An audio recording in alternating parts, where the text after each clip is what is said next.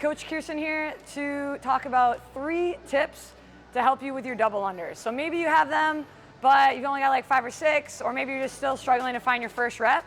3 things I like to focus on are 1, my hand position, 2, my rib cage position, and 3, my breathing. Believe it or not, breathing will actually help you be better at double unders. So first things first, where should our hands be? A big thing, common error that I see people make is when they're flicking the rope, their hand goes back behind their hip.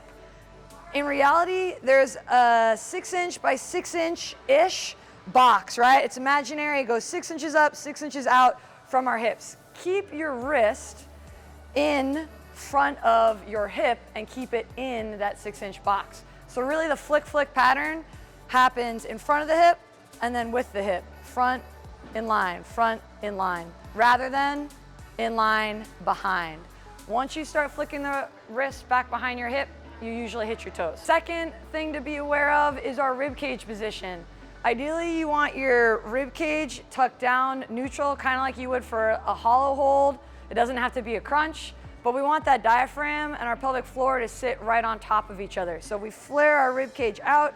It puts a little bit more pressure on the pelvic floor. We can't brace as well, we can't breathe as well. So keeping those 2 things aligned is gonna make jumping a little bit more effortless. It's also gonna support your spine a little bit more and help with any incontinence that you have when performing plyometrics or jumps. Third tip is breathe. I see a lot of people get tense when they do the double unders and they end up shrugging their shoulders and holding their breath. So make sure, if you can't take a smooth inhale, at least try to lengthen your exhale. That often helps folks bring their shoulders back down away from their ears and gets their hands in a better position.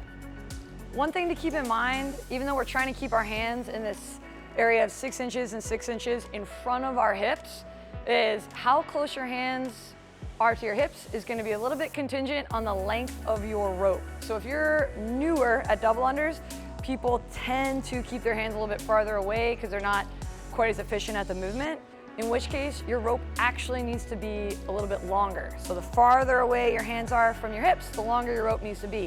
But the closer you get your hands to your hips, the shorter your rope can be, because the rope always wants to go over our head at the same height every jump, regardless of where your hands are.